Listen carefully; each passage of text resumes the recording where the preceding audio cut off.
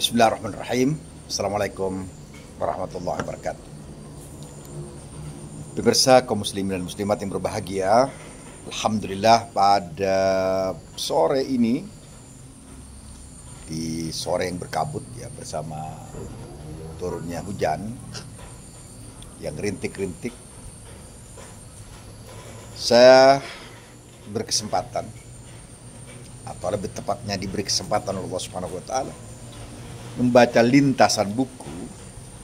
Judulnya adalah Miftahu Al-Ma'iyyah fi Dustur At-Tariqah Naqsyabandiyah, syarah risalah Sayyid Asy-Syaikh Tajuddin An-Naqsyabandi fi Adab At-Tariqah An-Naqsyabandiyah,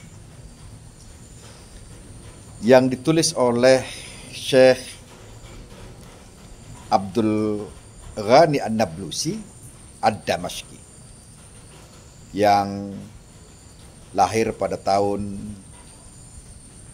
1050 Hijriah bertepatan dengan 1641 Masehi, dan wafat pada 1143 Hijriah bertepatan dengan 1731 Masehi.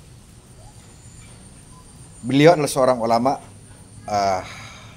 ulama besar dan penyair besar asal Damaskus, dan sekaligus beliau adalah ahli tasawuf. Buku syarah Miftahul Ma'iyyah, syarah risalah Tariqah As-Sadah Naqsyabandi ini dibagi menjadi 5 pokok bahasan inti dari apa yang akan beliau sampaikan. Yang pertama adalah 11 pokok ajaran untuk sampai pada Allah Subhanahu wa taala, yaitu ma'rifatullah. Yang kedua, tata cara bertarekat secara lahir dan batin. Kemudian 3 amalan hati agar terhindar dari penyakit rohani. Yang keempat, kiat untuk memahami mana yang fana dan mana yang hakiki. Sementara yang kelima adalah adab dalam mendekatkan diri kepada Allah Subhanahu wa ta'ala. Tapi pada kesempatan ini saya akan sampaikan satu tema penting yang diangkat oleh pengantar ahli dari buku ini, jadi seorang dokter berasal dari Universitas Marmara Turki bernama Dr. Ahmad Munji, tentang berkhalwat dalam keramaian, yang merupakan konsep 11 pokok ajaran untuk sampai kepada Allah Subhanahu wa taala. Nah, pada pengantar ini Dr. Ahmad Munji menyebutkan bahwa berkhalwat dalam keramaian, yang bahasa Persianya adalah berbunyi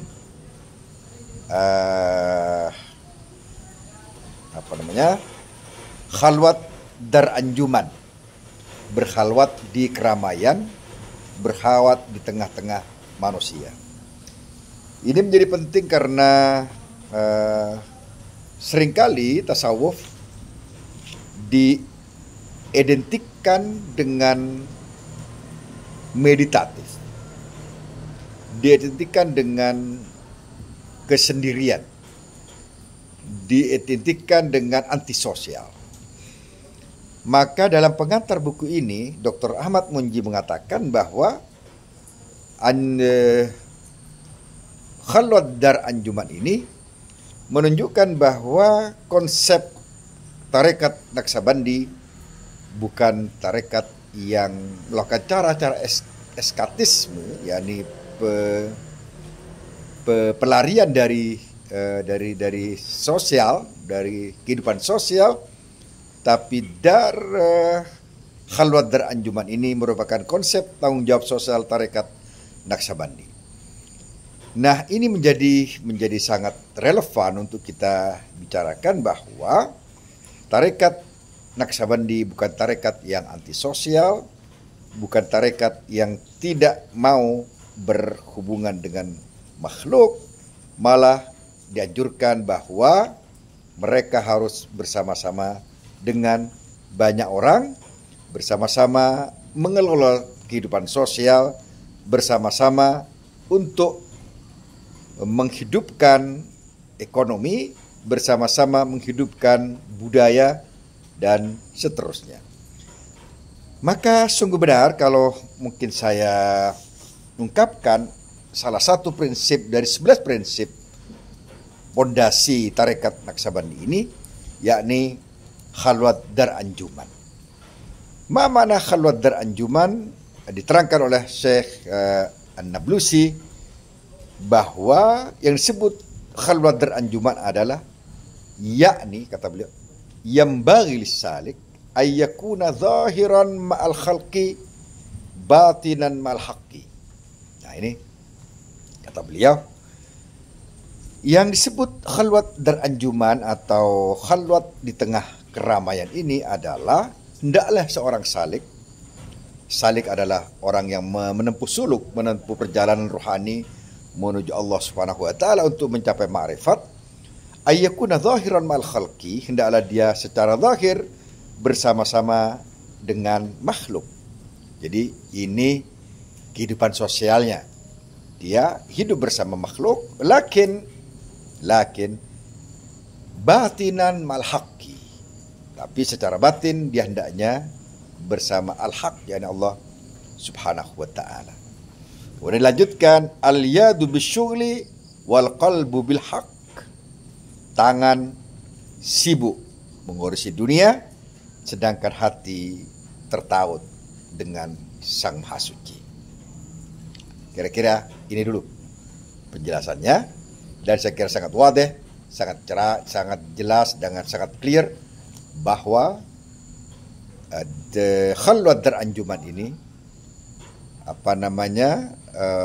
menyepi dalam keramaian merupakan konsep yang sangat baik untuk sebuah kehidupan sosial modern yang bisa menggabungkan antara poros langit dan poros sosial, poros langit dan poros bumi, poros vertikal dan poros horizontal. Sekali lagi dalam bahasa Persia disebutkan khalwat dar anjuman, yakni sepi, menyepi dalam keramaian. Al-yadu bisyughli wal qalbi bil haqq. Tangan sibuk bekerja, tapi hati sibuk bersama Tuhan. Al-zahir mal khalqi wal batin mal haq. Zahirnya bersama makhluk, tapi batinnya bersama Sang Maha Hak, Allah Subhanahu wa taala. Assalamualaikum warahmatullahi wabarakatuh.